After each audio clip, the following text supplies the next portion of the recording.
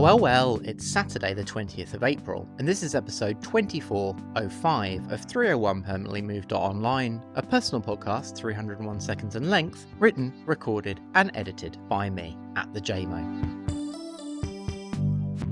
I have finally gotten round to reading H.G. Wells's most important book, Little Wars. Or, to give the full 1913 title, Little Wars, a game for boys from 12 years of age to 150, and for that most intelligent sort of girl who likes boys' games and books. Which unfortunately sort of sets the tone for wargaming towards women for the next 110 plus years. And, as for other social and cultural sensitivities, the book goes downhill from page 1. In fact, my 2015 reprint has a note in the front matter forewarning the reader that the text in places contains cultural references characteristic of the era which may be deemed offensive by modern standards. All that aside, Wells's Little Wars still influences tabletop wargames to this day. The book began life as 2 articles published in Windsor magazine in December 1912 and January 1913, Little Wars and Floor Games.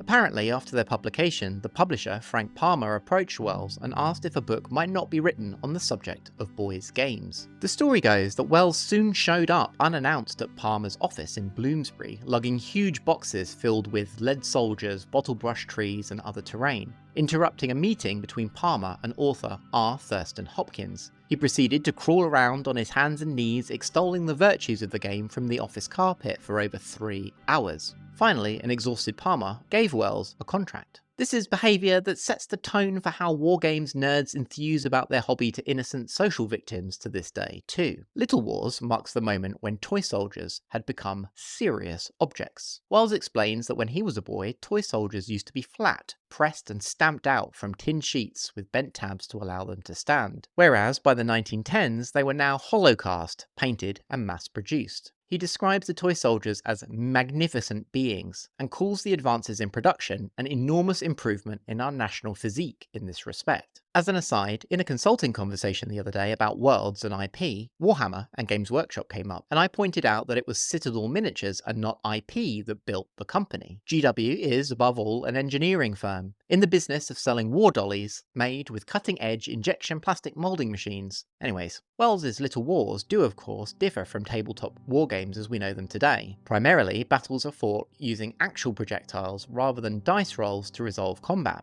In the Victorian period, the cost of mechanical springs had fallen dramatically, making them economical for the inclusion in toys. And Wells writes, the beginning of the game Little War, as we know it, became possible with the invention of the spring breech loader gun. Some elements of the rules are recognisable to us today, like the deployment phase, but our familiarity is soon shattered with the requirement of a curtain be hung in the middle of the arena whilst the players set up their armies. The combat phase then follows exactly like you would imagine, with the clicking of buttons and the firing of tiny projectiles across the room towards their targets, presumably whilst making pew pew noises the whole time. Despite the subject matter, Wells's lifelong pacifism is on display throughout the book. He says that wargames are a homeopathic remedy for the imaginative strategist. Here is the premediation, the thrill, the strain of accumulating victory or disaster, and no smash nor sanguinary bodies, no shattered fine buildings, nor devastated countryside. Published 2 years before World War I, Wells seems prescient in writing, Great War is at present, I am convinced, not only the most expensive game in the universe, but it is a game out of all proportion. Not only are the masses of men and material and suffering an inconvenience too monstrously big for reason,